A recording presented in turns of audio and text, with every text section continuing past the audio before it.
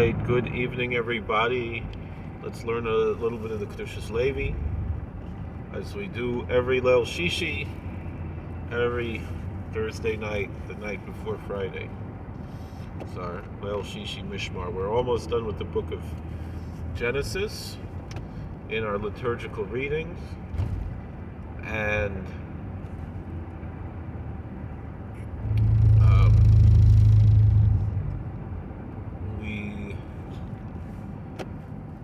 so we have really one more reading in Genesis. So we're going to start right from the beginning. Vayigash Elav Yehuda. This is Genesis 44 verse 18. Vayigash Elav Yehuda. Yirmabi Adoni Yedaberno Avdecha Davar Ba'oznei Adoni Liyuchar Abcha Avdecha Ki Chamoicha Kafayim. And it says, and Judah approached him and he said, "Please, my master, my Lord, allow thy servant to speak a word into the ears of my Lord, of my master, and do not be angry against your servant, because you are like Pharaoh." Now, the Heilig of Levi Yitzchak and Sir Soshem and Bedichev explained like this, Hanira. And it seems like we could explain like this. It seems, our sages of blessed memory said as follows. This is a Gemara in Moed Katan, Tezayin and Beis. Tzadik Moishel B'yiras Elokim. It says in the book of 2 Samuel, chapter 23, verse 3, that the righteous controls with the fear of God. So the Gemara there, Moed Katan, says, "Mi moishel bi tzaddik," who controls me, the righteous person, the saint. Kodesh Baruch Hu goyz a gezerah, when God makes a decree, tzaddikim mevatlin. The saints, the righteous people, can nullify, can cancel the decree. That's the original cancel culture, right?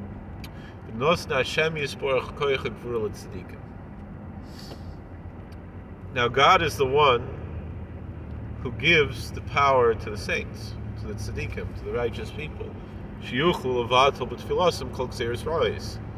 That through their prayers, they are able to cancel evil decrees, negative decrees. Nikroim kivyochol moishel bi tzaddik. And so to speak, we wouldn't say this if our sages didn't say such a thing, that who rules God? The saints. It's only because God set it up that way. It's not to say that they have any independent power. They're totally dependent on God. But God set it up, and v'amich kulam tzaddikim, all of thy people are righteous. We're a community of saints. And thus, the power that God gives us through prayer is to overcome evil decrees, to cancel evil decrees. That's the power of prayer that we have, that God gave us. It's a God-given power. That's the energy of God going through us, that He gives us. We just have to open our mouth and pray.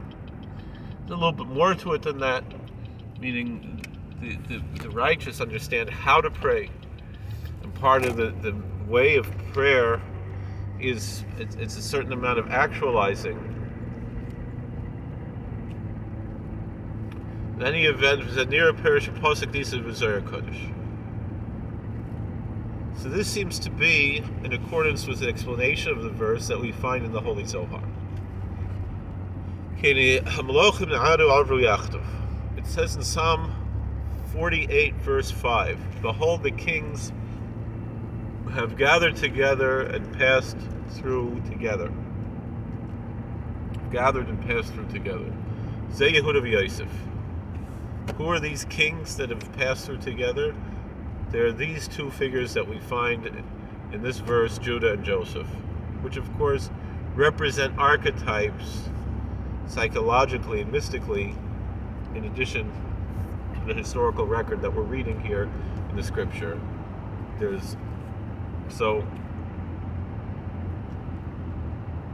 It says like this: Yosef nikra Kedush Baruch Hu, v'Yehuda nikra Knesset Yisrael.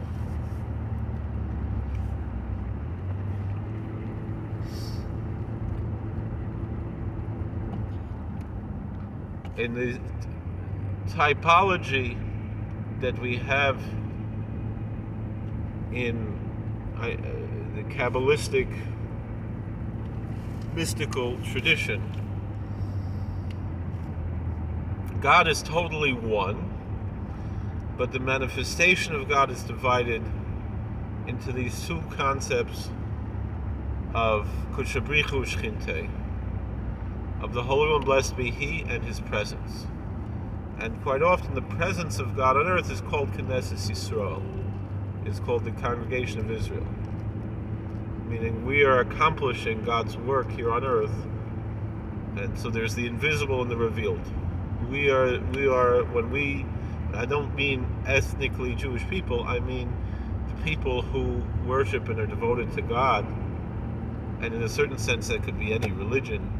It's not really so much about the religion as much as fulfilling God's work in the world of righteousness, of goodness, and prayer and devotion and piety.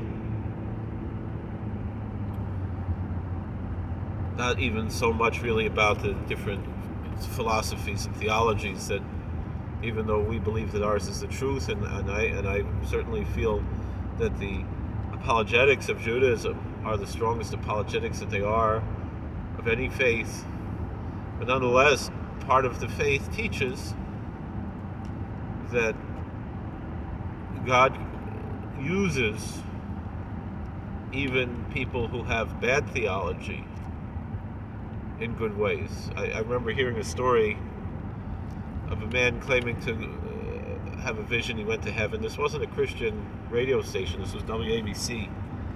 And he wrote a book. He said he was an atheist and he had a near-death experience. He went to heaven. He was shown around by an angel. And he asked the angel, which is the true religion? And he expected to hear something like Presbyterian, like a particular denomination, and it's like particularly, whatever, the Eastern Synod of Presbyterianism, so, something like that. And the angel said that's not the right question to ask. He said, because there are good people in bad religion and bad people in good religion. And that's really, when I'm saying Knesset Yisrael, I'm saying all the good people, even if they're in a bad religion, are part of the Knesset Yisrael. And it could be the other way too, that even the bad people in the good religion are not part of the Kedushas. So whatever that archetype means, spiritually and psychologically and mystically. In any event, that's what we're talking about here, that Joseph represents the hidden aspect of God, and Judah here represents the revealed aspect, which is usually called the Shekhinah, the divine presence, the manifestation of God's glory on the earth, but also it's called the congregation of Israel. It means the manifestation of godliness here on earth. And these two archetypes are represented here in this verse. V'zeh perish posuk. So now, when we look at this archetypically, we can explain the verse. Vayigash elav Yehuda, and Judah approached him. Sheknes Yisrael negoshim laKadosh Baruch Hu. The Jewish people, the congregation of Israel, God's people, really, whatever they are, whoever they are, approach to the Holy One, blessed be He. The revealed aspect, which is the feminine aspect, is approaching the concealed aspect, which is the masculine aspect. And he says, please my Lord. But this please my Lord really literally means in me, with me, my Lord. Meaning, so to speak, Kia Adnos from Memshola the Mimoy shall be tzaddik. That this lordship, this government, this control, this power of who controls me, the saint, the tzaddik, but tfilasim, with their prayers, mevatlum kol gzeres kashus, they're canceling all the difficult decrees. Mamshichim li Yisrael shefet teva brachas, and thus they are drawing down upon Yisrael, upon the Jewish people, and really upon the whole world, because even another archetypical concept is that the Jewish people are the conduit of blessing for the whole world, as we see in Scripture. I will bless those who bless you and curse those who curse you. So it brings down all the blessings and goodness.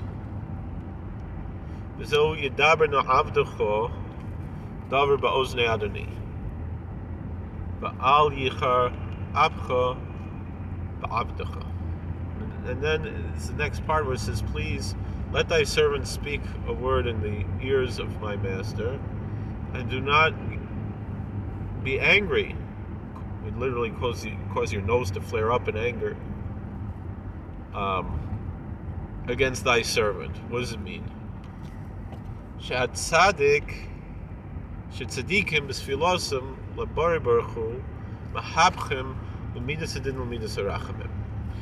The saints, the tzaddikim, the righteous people, with their prayers to the blessed Creator, turn around, they change around the attribute of strict justice to the attribute of mercy.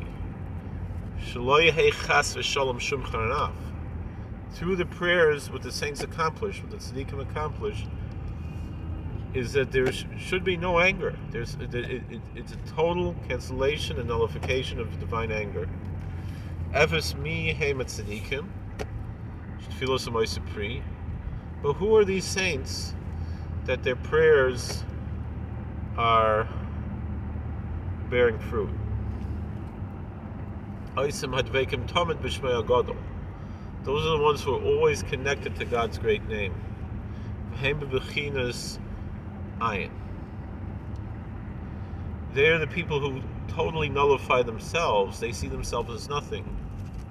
Since they've canceled themselves in a certain sense through their humility, they have the power, therefore, because they're totally connected and attached to God, they have gained through that the power to nullify all evil decrees.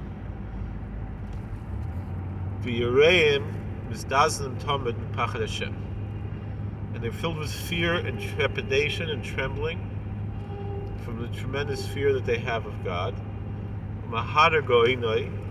They have a fear from God's glory and awesomeness and his splendor.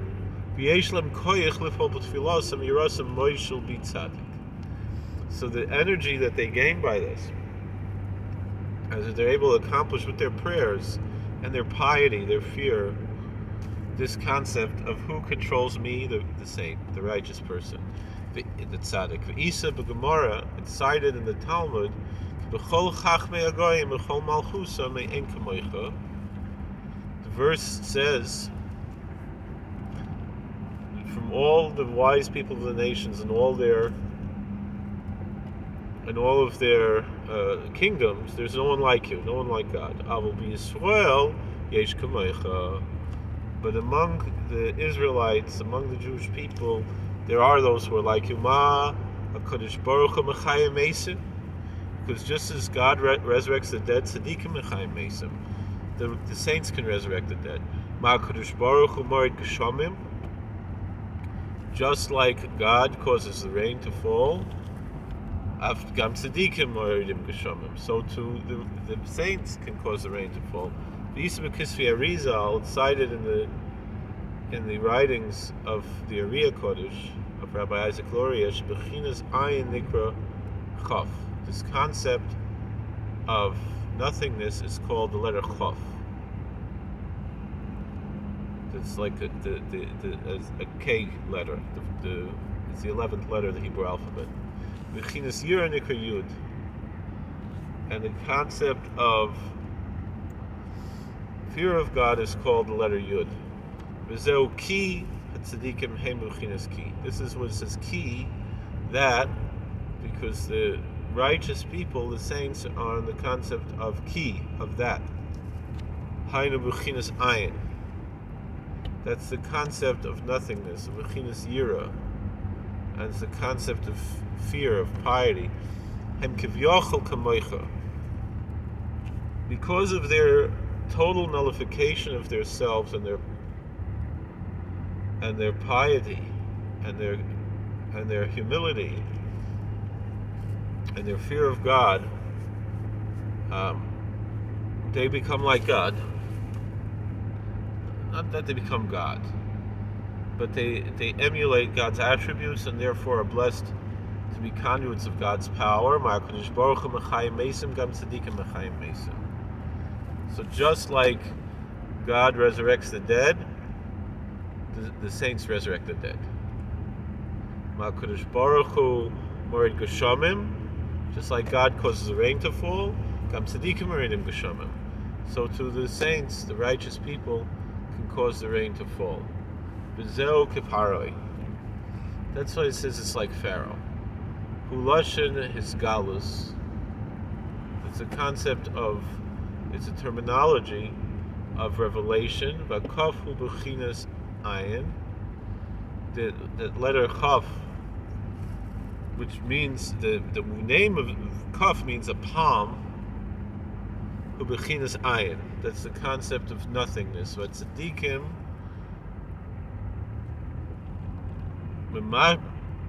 Mamshichim.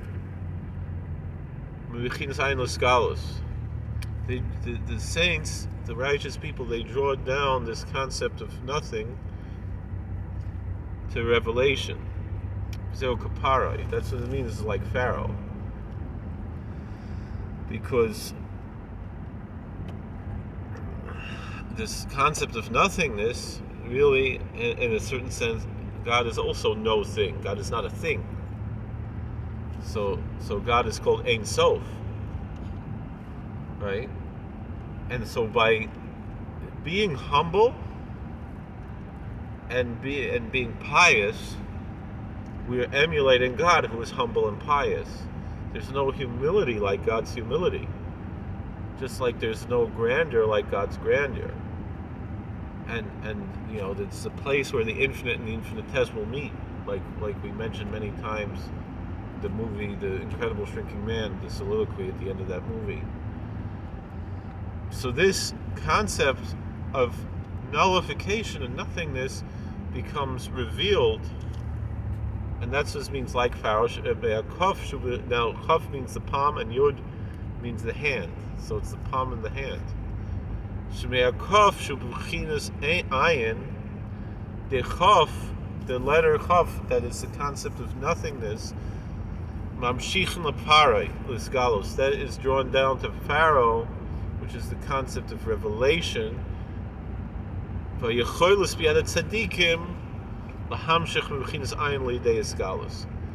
power of the righteous is to draw down from the concept of nothingness into revelation.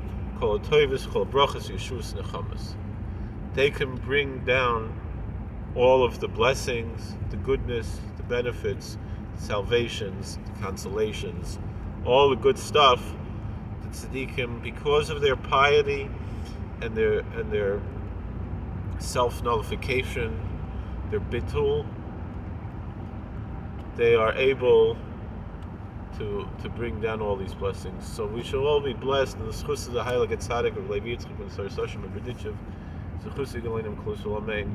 We should all be blessed to receive all these blessings, all the mercy, all the goodness, all the yeshuas and the chamas and toivus and brachas, the goodness, the benefits, the blessings, the salvations, the mercies, the consolations, everything that God gives us, we should be worthy to have and see and revealed good. Thank you for watching. God bless.